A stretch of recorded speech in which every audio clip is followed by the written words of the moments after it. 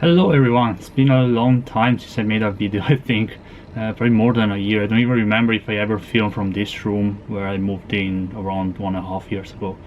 So so this is like a very spontaneous video about this year 2021.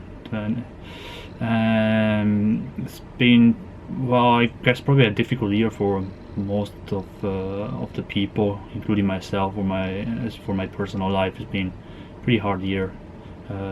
Probably maybe even harder than 2020, I think. But yeah, so a lot of things happened, of course, and Japan had a pretty big outbreak, both in the last winter, and then in the summer there was this massive outbreak of COVID that basically blocked us all in our homes. Well, not really, but yeah. Anyway, yeah, like my personal life really did suffer from this, and my part-time job basically stopped for almost a year. I had to look for another part-time job somewhere else, and hopefully next year will be better on this side. But well, I'm not. Anyway, yeah, in this channel I don't really talk about my personal life, so I will skip directly to the events, which is probably what most of you are interested in. And this is meant to be a bit of a recap of this year's event, which are the best one that I've seen, which are not the, well, I can't really say the worst one. I've seen a lot of events, not as many as maybe 2019, of course, but well, still, like, especially after the summer, I did see a lot of very good events. In fact, I think I would probably mostly talk about what happened after the summer, for two reasons. Well, first, because most of the events were then, and secondly, because I really don't have a long memory, so it's a bit difficult to recap until last January for me. You know, like first half of the year is far back. Okay, yeah, so there's one event actually I want to talk about from my, let's say, personal life, which is the Tokyo Olympics, which was, of course, this year instead of last year.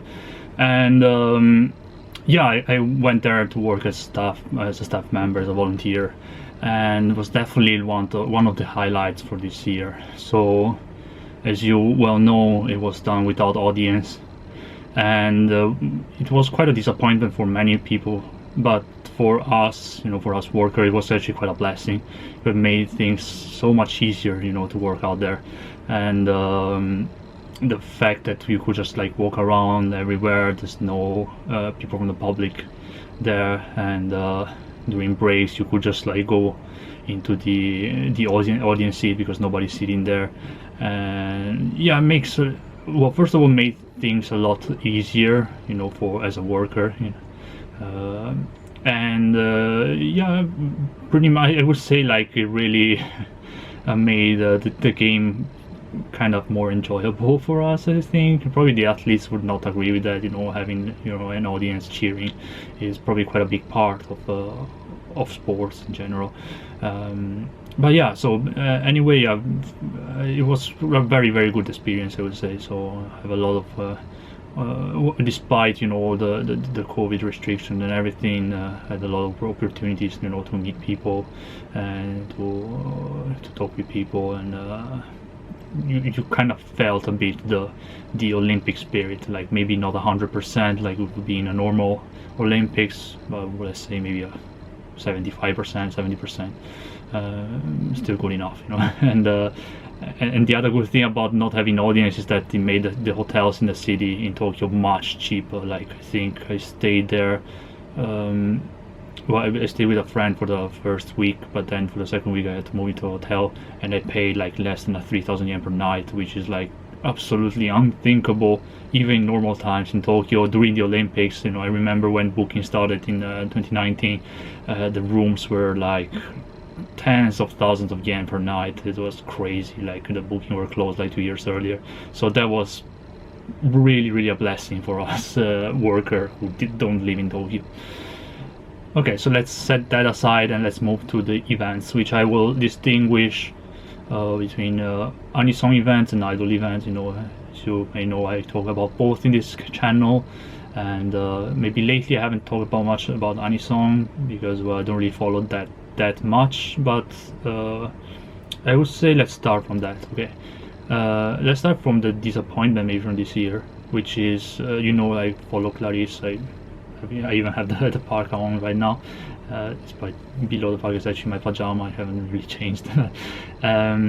Yeah, Clarisse hasn't done any live events this year, which is like a very, very big disappointment for me, because I can understand, like, in the first half of the year, okay, it was pretty impractical to do any live events, basically with all the restriction, like doing a live event was pretty much like going against the system, so not really advisable. But since the autumn, the restrictions are completely gone. Everybody started doing live events, some with heavy restrictions, some not even with restrictions. Like now we're in December and all live venues are allowed 100% capacity here, as long as everybody wears a mask and doesn't talk. And so it's not understandable for me still not doing any live events right now, and I think they might be really like losing fans because of that. Like doing live events is like such a big part of being an artist, and I just don't understand this decision from them. Like, so yeah, that's the main disappointment for this year, I would say. And then from the others I follow, so I have to talk about Sound Horizon, which I went to see last January, so it's like almost a year ago, and I almost like didn't remember about it. I just like check out earlier all the events I did this year, and I saw that, oh yeah, Sound Horizon was this year actually. And Sound Horizon was an event I really waited to go to. Like, I really wanted to go because I follow Sound Horizon was like maybe the first Japanese group that I started following in general, like out of everything. And I really wanted to see a live, and being able to see that was like quite an experience. However, as many of you might already know, I'm not really big into the marketing choices of Revo and Sound Horizon, including for this concert. The ticket was outrageously expensive, and I know it was done during like some of the heaviest restriction we had. Like doing the concert at all was quite a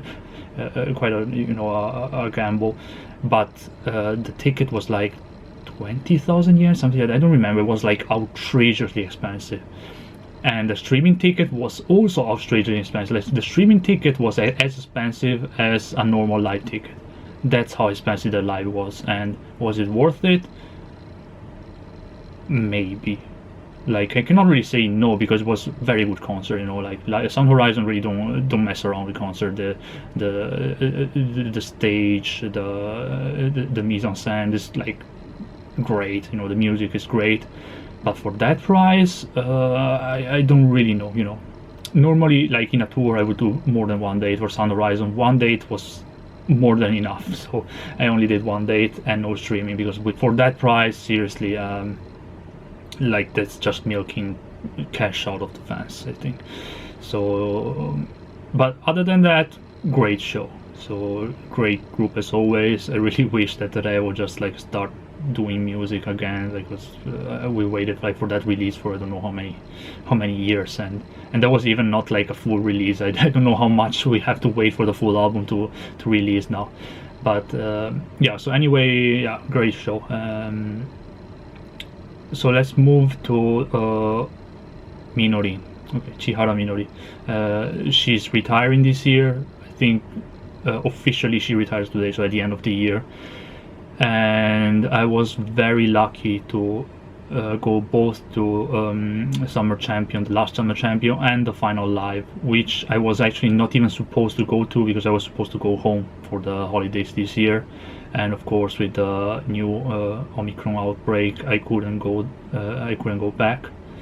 So I applied for the very last round of tickets, which is basically the seat that they open up by moving some of the equipment, some of the cameras, and I got a ticket there. So that's how lucky I was to get a ticket.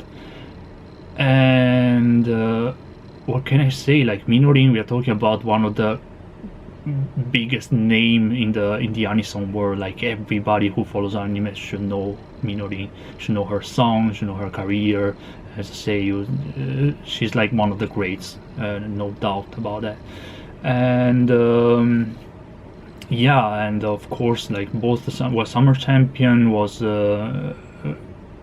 great as usual, like usual summer champion, and the only like downside, of course, was of the COVID restrictions, and I think it was we were supposed to say we were like also told to stay seat for the whole duration of the concert, which at the Stella Theater, is like a concrete, is made of concrete, so you just like sit on concrete with just a cushion, and it gets pretty painful on your butt, like if you sit for a long time, and also come on, like staying seated on Minorin live is pretty pretty impractical. When Paradise Lost starts, like you kind of want to jump, but well, it's COVID, so nothing can be done about it. And yeah, but of course, like already the fact that with this year we managed to do summer champion, it was during like just at the end of the Olympics, so even like during the peak of a bit before the peak, but like during the big wave of COVID of the summer here. So even the fact that we managed to do it was quite remarkable, I think. And the final live, of course, like just like the coronation of Minorin's career, and yeah, just like very, very grateful that I was able to be there. And both the summer champion and the final live will have well, summer champion already released. Actually, in the final live we have a Blu-ray release next year, and I really recommend it to buy it. It's like just such a good concert, and I think especially for summer champion, they did like a very good streaming. I heard from some of my friends who watched the streaming that they did like a very good job with the cameras and everything. They even had a drone, by the way, so you could see like some aerial view of that. I still haven't watched the Blu-ray, I will watch it later, but yeah, so that's definitely one of the highlights of this year. Okay, so next let's move to the idols, and let's start from the mainstream idols. And so of course I will talk about Equal Love and Not Equal Me. So Equal Love, well, I already started, I was already a big fan before, and Not Equal Me, I finally fell into the tunnel this year, and they are such a great group. Like they improved so much during this year that I cannot really like say, like you should just watch it, because like I remember from the first live they did in Zap, I watched it on streaming, actually I wasn't there, and it was still a bit crude, a very good group, but basically everything like went around Nanaka, who's like the leader and the center, and well, not the leader, the center, but she's like such a big presence in the group that it feels a bit like Keyakizaka with Teichi, with that. But it's not that anymore. I think I think like the other members already also improved so much that now they really feel like a group, and that's really good, I think. And I think the main event I want to talk about is the Ikonoi Fest from last October, which, by the way, I wanted to talk about in a video as well, which I'm still doing. So I was hoping to release it by maybe November, and we're in December, and the video is still on the go, but I will talk about it specifically in another video. Why? Because that's I think the best concert I did this year, and I will talk about the reason in that video. That's probably the best concert I did this year. Okay, and then of course going back to last January, so around the same period as Sound Horizon, there was the Budokan Live, which is the end of the winter, the last winter tour. So I would almost like consider it like a concert of 2020 for that reason. But anyway, yeah, there was also during a very big peak in COVID, so the fact that they organized it was already quite remarkable, and the only reason they did, I think, because it was the first concert actually not organized by Yoani. Yoani basically cancelled most of their concerts, but that concert was was organized by another promoter, so they went ahead with that, and I'm kind of happy that they did. You know, it was kind of sketchy at the time. Like I was almost tempted to give it up at that time, and I'm happy that I didn't. Especially for one reason, because I got first row in that concert in the second day, which is something that I think I never had before that. And this year, quite remarkably, I had 2 first row. That one and Kajiura Maihama soundtrack concert. I also got a first row there, which is a bit less remarkable, you know, because of Maihama. First row is like almost below the stage, so it's not as remarkable as Budokan first row, which is still pretty far from the stage though. So I think like the smaller the venue, the more remarkable is the first row, I think. But anyway, having a first row in Budokan was pretty big thing for me. So I got to see like basically everybody, well, let's say up close, but not really up close, because between first row and the stage, you know, there's all the cameras, machinery, so it's probably at least 6 or 7 meters. But it was still pretty close, and the member can see you very well. So I remember, like at my Hanashikai after the Budokan, most of the members I talked to remember seeing me in Budokan. So which is one of the more remarkable thing about you know, first row, that you get noticed a lot. And anyway, yeah, Budokan Live was really good. It was basically the first big live from Equal Love. They had a live band with members from Penguin Research, and it was so the first big live from Equal Love, and yeah, they did pretty good. Sorry, I'm not saying much, I guess, because of that. But anyway, there's a Blu-ray release. You should buy it and watch it. And then the next big live from Equal Love was Nonno's graduation, and you know, like with all the Nonno graduation is like a bit of bittersweet story because of all the circumstances behind Nonno's graduation, and you know, the scandal that came up after her graduation, and that kind of tainted the image a bit. And I think the concert was really good, very emotional, and I still consider Nonno to be like a very important part of the history of Equal Love. You know, Equal Love was 12 members and remained 12 members in my heart. But I'm sorry to see that like management doesn't really think the same, or production doesn't really think the same.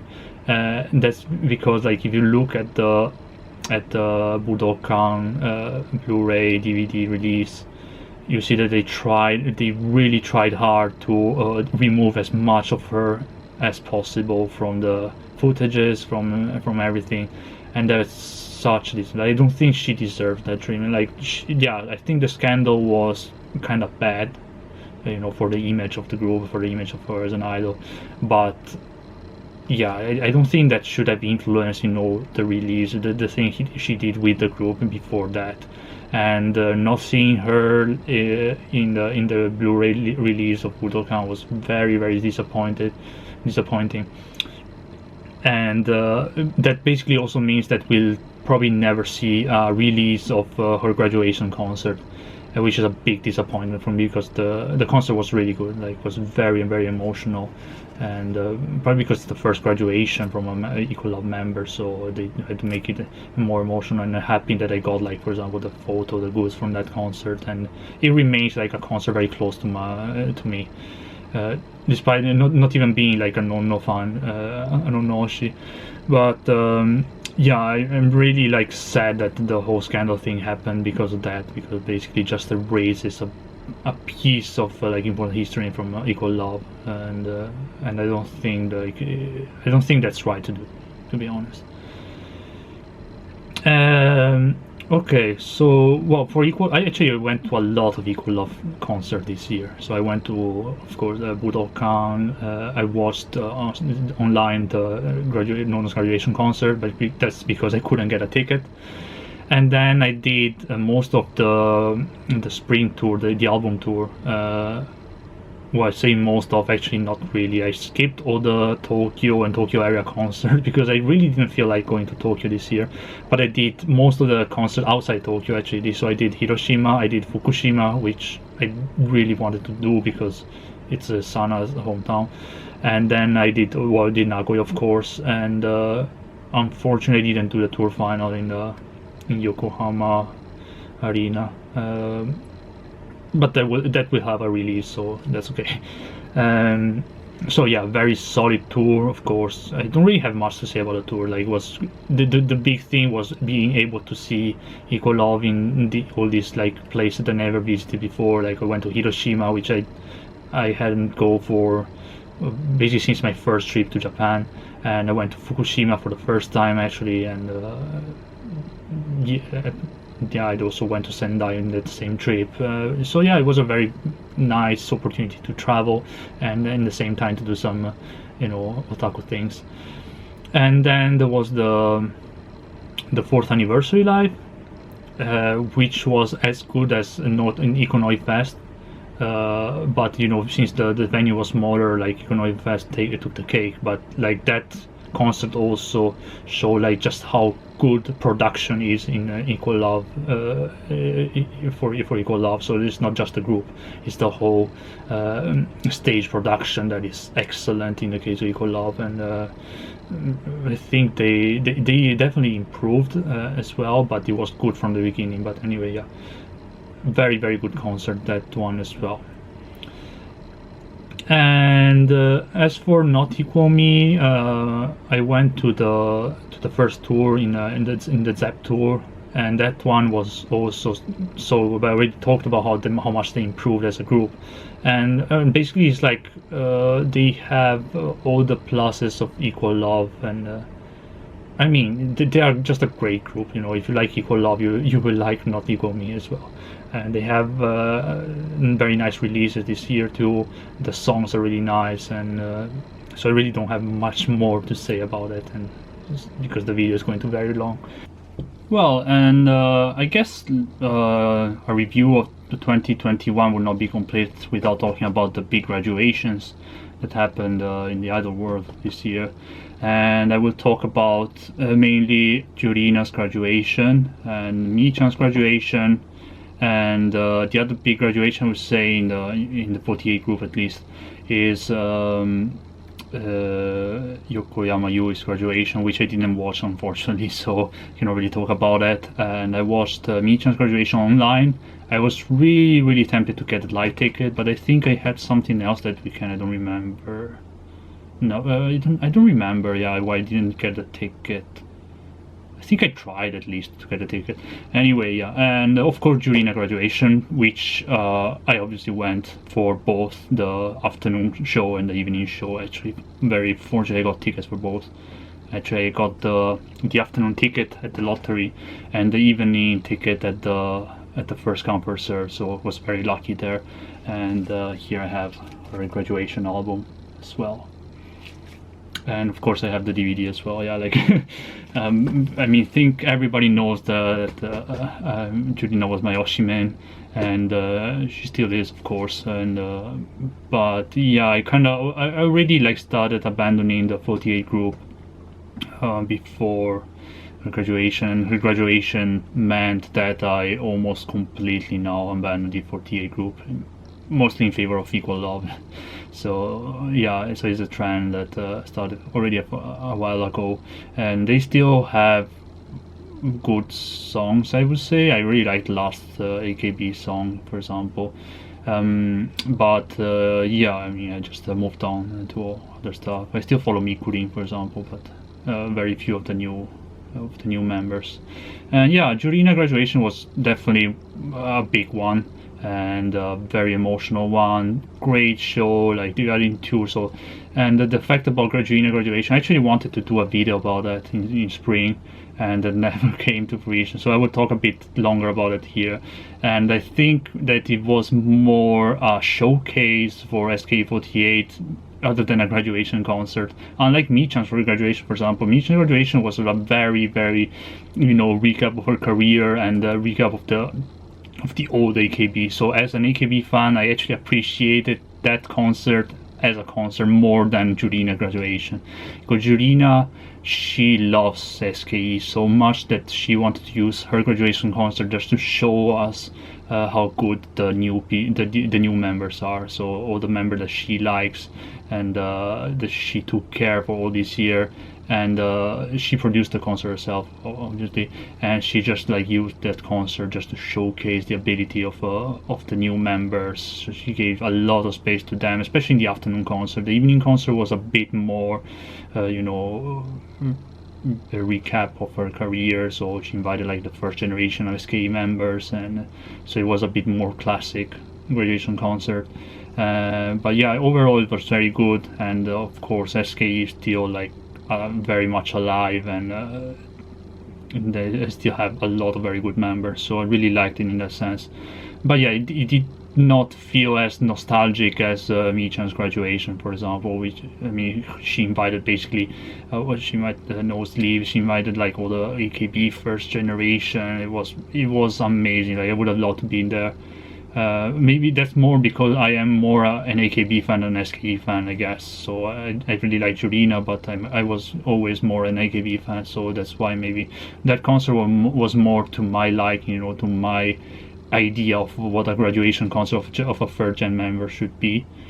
But nevertheless, yeah, I cannot say like that I did not like it. Like Jurina's concert was great, and I was really happy to be there, especially like also regarding all the circumstances. The venue was really good, like Gaishi Hall. It's like a venue where I actually worked a lot there this year. So yeah, and now she's actually doing like a lot of solo activities, Jurina, and she's very active in the fan club. I am really not that active, but I still follow her, obviously. And yeah, it's definitely like a very good concert. Also, well, the day before Jurina, also Takeyanagi Akane graduated as well. But I did not go, unfortunately, and I knew her. Well, everyone knows her, but yeah, it didn't felt as close to me as Jurina. So yeah, I only went to Jurina's graduation, and yeah, it's basically at the end of an era, and that's definitely one of the big events of this year, no doubt. So let's move on to Chica idols, and well, this year, like as I said, I didn't really go to Tokyo much because I just didn't feel like going to Tokyo that much. With COVID times, taking the bus is like a big hazard, and I don't really want to bother my friend in Tokyo to stay here when the situation is this bad. So basically what happened is that I just started following a lot of groups from Nagoya instead, which I'm surprised it took that long because Nagoya has so many good groups. And so it didn't make sense for me, to follow Tokyo groups when we have so many good groups here in Nagoya. So that's what happened. I started following actually some new groups, basically very, very, very recently in this month. And I will start from actually from the new groups that I follow. So, and the first one that I would like to mention is Honeyspice. Which is like a pretty like old group that was reformed and everything, and they are so good.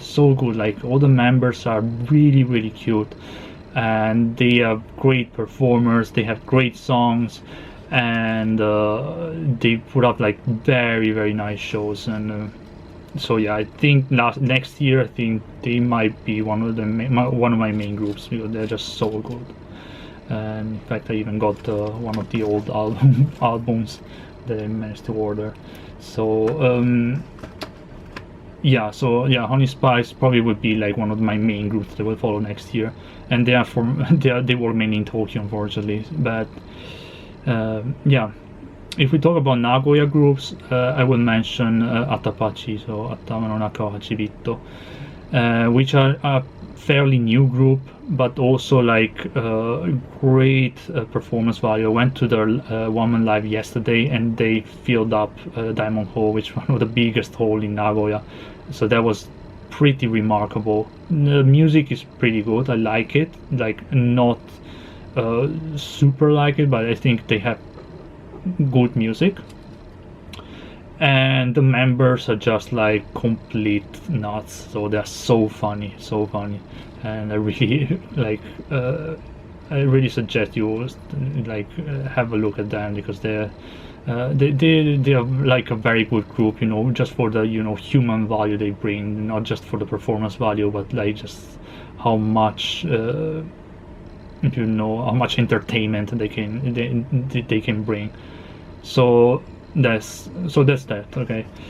And another group that I've seen recently, like last month, is Fiorenerd, and which is like the sister group of AKB48, which somehow I never seen before. I've seen them this year. They also have very great songs. They recently changed lineup quite a bit, so if you knew the old group, I think you will recognize very few members now, but also like a very good group with very good performance value and very cute members as well. Yeah, and then talking about Nagoya idols, I also want to mention Amour, which is like a very underground idol group. You know, they started also quite recently, but they did mostly cover until last year, and then they are making some original songs. They're really getting pretty big as a group, I think, and so they are probably not very well known, not even in Japan, like outside Nagoya in Japan, and less than that abroad. But yeah, I can really recommend to watch online, you know, if there are some like live videos or anything. I think they are a pretty good group. I think probably you won't see, you know, the performance value of the big names, the other big names I mentioned, you know, like Equal Love or even you know, Banzai Japan or anything like that, but they definitely put a lot of effort this year, because I followed them since the summer, and I can see that they put a lot of effort, and I think they will like achieve pretty big things next year. Like they're expanding pretty fast, and then they're getting a lot of recognition, so I would definitely recommend them as well. So let's move then to the group that I already follow, and here of course I need to mention Banzai Japan, so I still follow them, of course. This year they came to Nagoya very often, but they always like bring only 7 or 9 members to Nagoya, so I basically constantly met only half of the group. So most of they're like more than half of the group that I or like met maybe twice in the whole year, which is a bit sad, I think, but well, that's what happened with big groups. And the highlight in that sense for me was the Okinawa trip. So it was my first time to Okinawa, and that was probably the trip that most felt like a holiday in the whole year to me. You know, like just going to Okinawa. Okinawa is such a great place. Like I would totally go back there, and it kind of feels like going outside of Japan in many sense, but it's not. So we can go there. You know, like right now going outside of Japan is a bit sketchy because of the COVID rules. But Okinawa is not covered. They have pretty bad outbreaks, especially because, you know, the presence of the US military and everything, but still like such a great place to visit. And that trip was like probably the best trip of the year for me. It felt like a lot like my Malaysia trip of 2 years ago, as for, you know, holiday value and the lives as well. I actually only went to 2 of the lives, and I spent the rest of the time there like just doing tourism things. So yeah, that was like such a great trip. And now they're doing also a new release now in Banzai Japan, and hopefully now with the COVID rules a bit more relaxed, we can go back to having, you know, the old like the date Tokuten and stuff like that. So I really hope that things are going to be a bit more normal from now. Anyway, yeah, so this was a bit of a recap for this year, and we'll see what 2022 have for us. So next year, it's supposed to be my last year in Japan, as for the moment, and after that I don't really have any plans, but yeah, we'll see. And anyway, yeah, 2021 pretty crap year, but with some entertainment and some highlights, I would say. And hopefully you had a better year than me, I hope, or maybe you had a worse year. Then in that case, well, let's hope the next year is going to be better for all of us. So yeah, that was it for this time, and hopefully I will go back to make regular videos, but I don't really like see it anyway. But well, I will release a video from time to time for now. Anyway, see ya next year.